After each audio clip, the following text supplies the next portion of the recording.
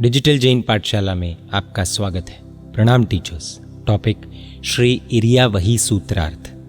ये विषय पढ़ाने का उद्देश्य क्या है? श्री इरियावहिया सूत्र का अर्थ और हिंसा के स्थान बताकर जीवों के प्रति अहिंसक होने के लिए प्रेरित करना है, साथ ही हिंसक वृत्तियों के लिए माफ़ी मांगने के गुण को विकसित करना है।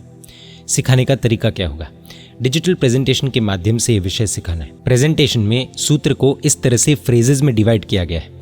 सबसे पहला फ्रेज क्लिक करने पर इस तरह से ग्राफिक्स खुलेंगे। इसके बाद एरो क्लिक कर करके सूत्र के सभी शब्दों के अर्थ ग्राफिक्स की मदद से समझाने। क्या विशेष समझ डेवलप करवानी है?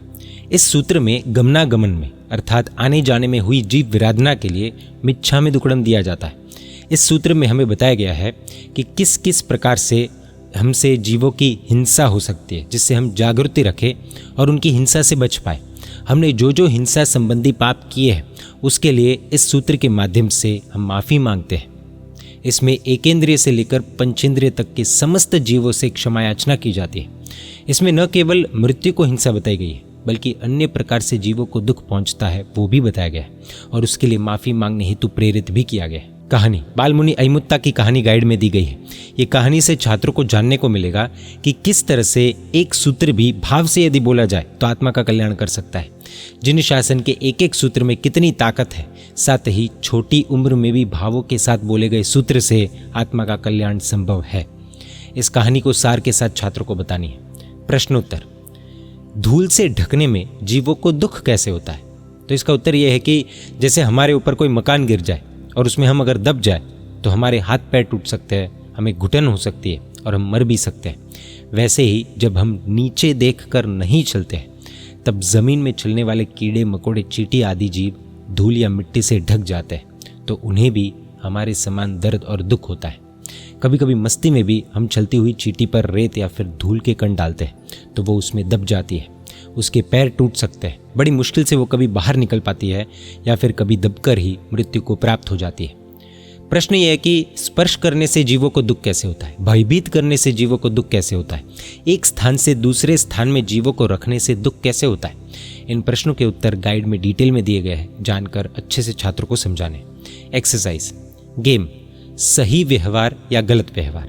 इंस्ट्रक्शंस सभी छात्रों को एक लाइन में खड़ा करें और क्लास में रस्सी से या फिर चौक की मदद से एक लाइन बनानी है। शिक्षक अलग अलग सिचुएशंस का वर्णन करेंगे और छात्रों को ध्यान से सुनना होगा और फिर उन स्थितियों पर प्रतिक्रिया करनी होगी, रिएक्ट करना होगा। ये अलग अलग सिचुएशंस गाइड में दी गई है। यदि सिचुएशन हिंसा का कार्य है तो छात्रों को लेफ्ट साइड कूदना होगा और यदि ये जयना का कार्य है तो छात्रों को राइट साइड कूदना होगा। अगर मान लो छात्र लेफ्ट साइड ही खड़े हैं और सिचुएशन हिंसा का कार्य है तो उन्हें उधर ही स्थिर रहना है। जो छात्र रॉन्ग साइड कूदेंगे या फिर रॉन्ग साइड स्थिर रहेंगे वे खेल से बाहर हो जाएंगे। उदाहरण के लिए यदि शिक्षक कहते हैं सड़क पर चलते समय एक चींटी को कुचल दिया तो ये हिंसा का कार्य है, तो छात्रों को लेफ्ट साइड कूदना होगा। इस तरह से टीचर्स को सेंटेंसेस बोलते जाना है। यदि कोई छात्र इस स्थिति के लिए राइट साइड कूदता है तो वो छात्र खेल से बाहर हो जाएगा।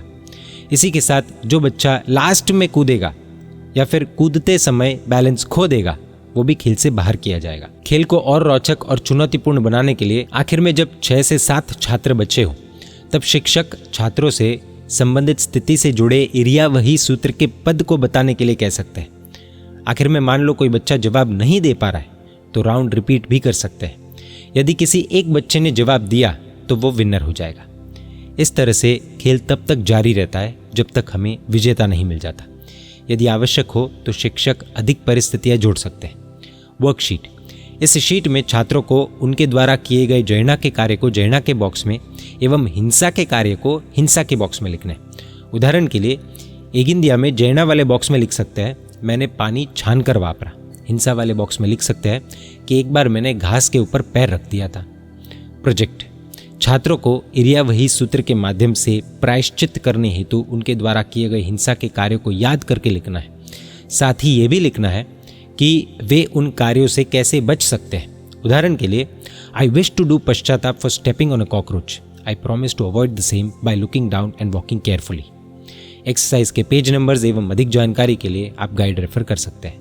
प्रणाम।